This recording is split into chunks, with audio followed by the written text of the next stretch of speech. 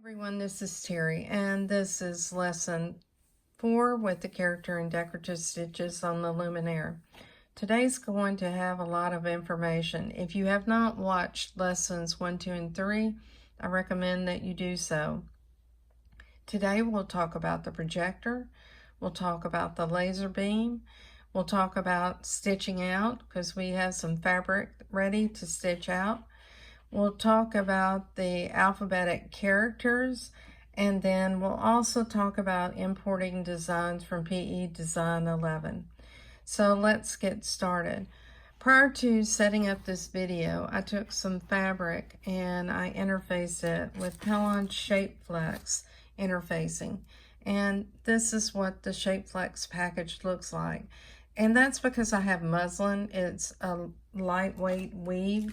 You can also take some tearaway stabilizer and float it behind your fabric and to see how that helps. One of the things with character and decorative stitches that you may see is tunneling. And you need to make sure that you're using your end foot. This is the end foot here. And one of the things that you'll notice on the back of the end foot is that it has a deep channel. So you'll see this wide channel from here to here, and that's so your stitches can move fairly well under the end foot. Now, what we've done is we've taken a stitch that I saved to memory, and I'll turn the projector on, and when I do that, what I'll show you is what it looks like under the projector. So let me move my camera. Now what I want to do is I want to try to just keep the lines straight, because you notice this fabric's moving from side to side, and this is probably a good time to slow your machine down. Let's take a look at the stitch formation. And one of the things you can see on this is I really don't have puckering. I did not stay in line though. I can tell that just looking here at the distance between these two, and that's why I like to use the guide beam. Now I did use an isocord thread that, so that it would be a thread that you could see. It's a 40 weight thread, and I could have used that thread in the bobbin, but I didn't. What I did is I used just the embroidery thread. So you can see that on the back. And I see a couple of little loops, and part of that is because I was stitching so fast in some places. But all in all, this design does not look bad. Okay, we're back at the screen, and one of the things we're going to do is we're going to select the guideline. Now, when you choose the guideline marker, you can choose to have a single line, and I'll show you that in a moment when I move my camera back for you to see under the needle. But you can also choose a subline, and that's what I like to choose. And it really makes explaining these positions here more meaningful. So let's go to sub. And what I want to do is choose a grid line, because I'm stitching out some decorative stitches and I want to stay within that grid line. So I have a sub line turned on. I also have colors that I think you can see and that appear on the background of this fabric. So I've chosen green and red. And you notice I've set my grid up so it's 25.4 millimeters, which is 1 inch. So that's what I want to have, and we'll just turn that on. Now that it is on, what I'll do is I'll go back to the main screen, and this is where the main line position comes into effect. What I'll do is I'll move my camera and see if we can see it with the grid line markers.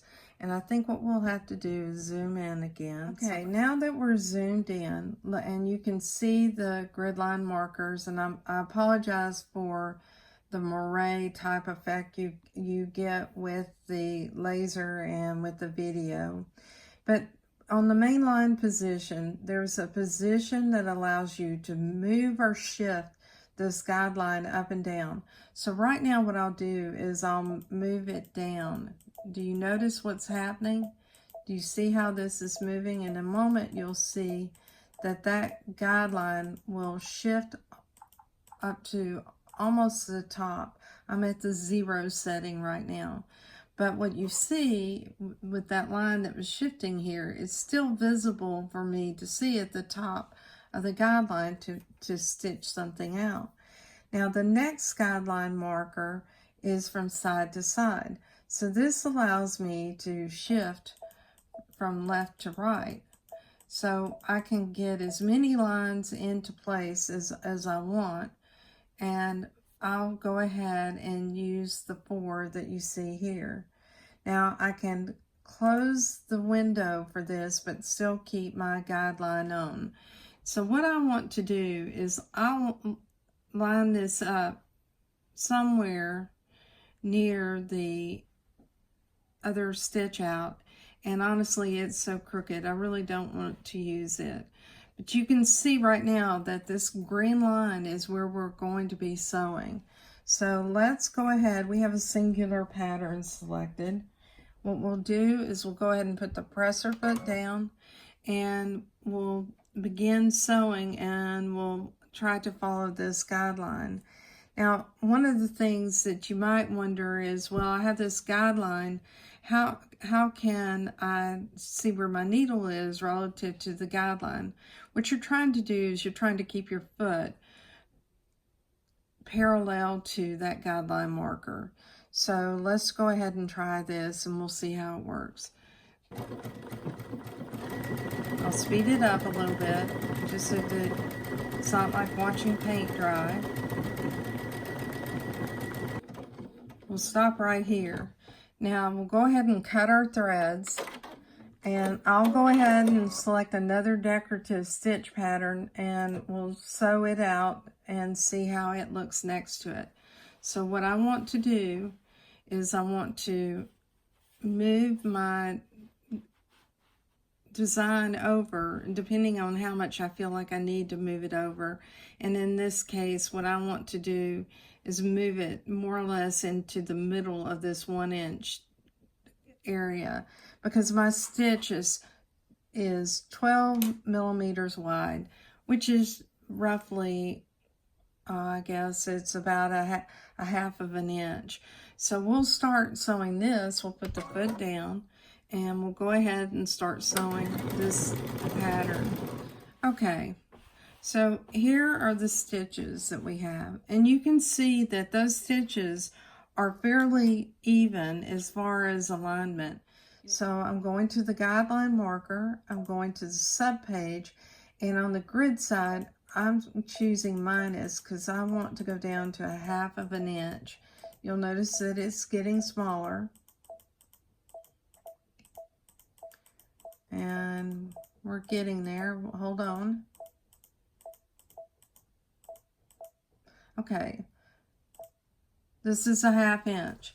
So just looking at this design, I can see that this one is falling right in that grid line, and then this other one is lining up right in the middle. So you can see you can set up the grid line to help yourself. So we could try sewing another one, but I think you get the general idea. One of the things I want to mention about using the guideline, when I was moving the grid up and down on the screen, I was using this main line position here. And then when I was shifting it from left to right, I was using this. On the subline, when we moved it from 1 inch to a half inch, I use this for the adjustment. We'll go down, and you can see you can set it at a 1/4 inch. And you can also set your grid line so it's at an angle.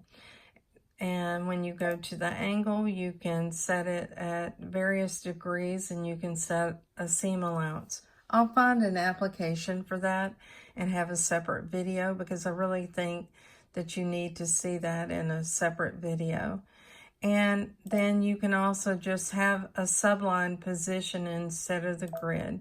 I like to use the grid with these decorative stitches, and I also like to use it, for instance, if I had a placket on a shirt, having the grid there helps me keep it in line with the edge of the placket of my shirt. Likewise, I could also use the subline that's a single line right here. Okay, to turn your guidelines off, all you need to do is this turns it on and this turns it off. And we'll just close that window. Okay, let's talk about alphabetic characters. What I want to do is to take a design that I've saved in my pocket and add alphabetic characters to it. Let me go back first and show you how I've done that, because if you don't do it in the right order, it doesn't work. So we'll just go ahead and select delete to clear this. And now I'll turn off the plus key. We'll go over to the pocket and I'll select the character stitches that I want. I'll choose the plus key. Now I'll go back over to the alphabetic characters. And with the alphabetic characters, you have 4 different categories you could choose from. You have Gothic fonts, handwriting fonts, outline fonts, and Cyrillic. And the alphabetic characters, different ones, what you'll find is that you have uppercase, lowercase, you'll have numerals and special characters, and then you'll have more special characters here. Then you'll have accents, and my name has an accent in it. My given name is, I'm not called by it because nobody can spell it right, nor can they pronounce it correctly. But we'll go ahead and we'll take this design and we'll choose the underscore key here. This is like creates like a space between it. And what I want to do is to choose the uppercase character, so the T in my case, and the lowercase, so E, R, and now I need to have an accent character. So I need the accent E, and it needs to be a lowercase e, and this is the one that I need. And then we'll go back to the lowercase and ESE, and then I'll go ahead and add a space to it again. Now let's look at what this will look like stitched out. So we'll go in and we'll select the continuous and check this out. So you can see this is how it will stitch out.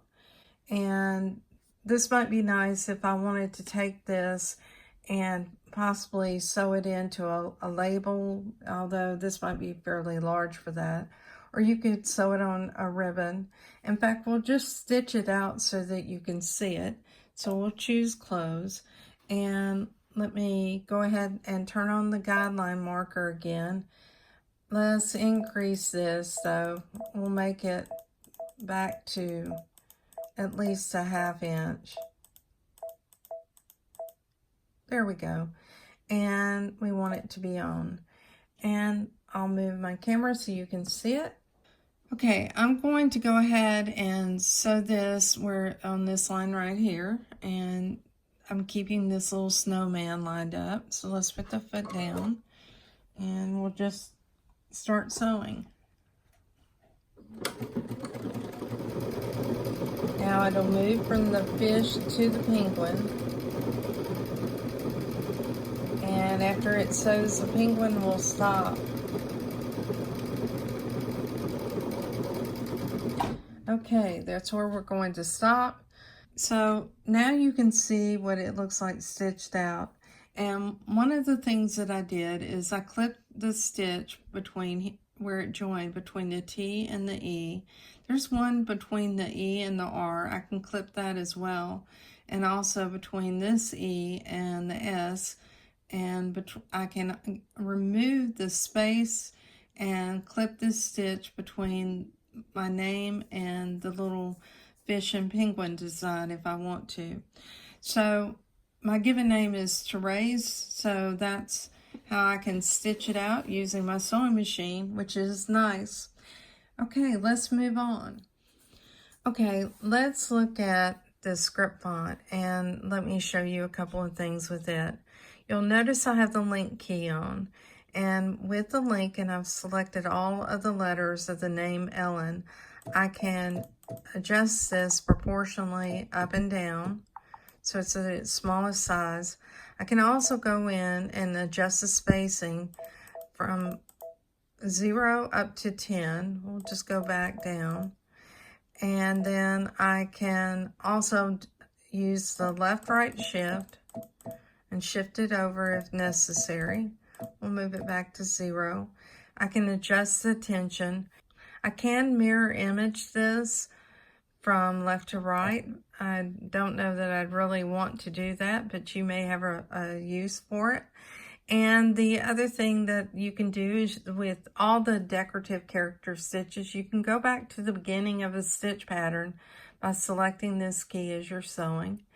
You can always use your free motion if you want to use it. And obviously you can save patterns to memory. When you go to the outline stitches, you see you have upper and lower case letters. And then you also have the numerals, and you have the special characters, and you also have the accented characters. When you go to the Cyrillic font, you'll notice that you have uppercase. I'm assuming this is lowercase. And then you have some other characters. And then you have the numerals. And I'm assuming these are accented characters here. So this covers all of the stitch patterns that we have talked about in the character and decorative stitches. I want to cover one other thing though, and let's stop this and we'll clear our screen. One of the things I want to mention to you, if you have PE Design 11, you can export PMV or PMP, that's like Paul. So it's like PM Victor or PM Paul format files to your machine. And those files can be used by going to this icon right here. What I did is in Stitch Design Factory, I set up my machine so that it could be read between the Luminaire and between the PE Design 11 software. One of the things I think that everybody needs to realize is quite often you have to go back and add the machine. For some reason, PE Design 11 loses the connection between the Luminaire and PE Design 11. It's important that you have your Luminaire turned on whenever you want to exchange this data. So what you see here is a file that I created in Stitch Design Factory. There were a couple of motifs, and what I did is I just added those motifs together. In fact, I even edited one of these stitches so that it looks a little different than it did. And actually, I think it was this one, because it has a sharp angle, and I changed the angle between part of the stitch, but not all of it, so you can see it here. And if you want to edit the stitch again in PE Design 11, you'll want to save it in a PSF, that's frank format. Now the PMV format is a normal size, and you'll notice this is 7 millimeters. And the PMP, like Paul, is a large format. Think of pumped up. So I'll record this in the PE Design 11 software so that you can see how that stitch was created. I hope this information is helpful to you. If you have a Luminaire, you may want to join our Facebook group, and I'll have the name of that after this video. And I ask you to like and subscribe to the videos on YouTube. The more people we have in our community, the more we can learn from one another. Thanks for your time today.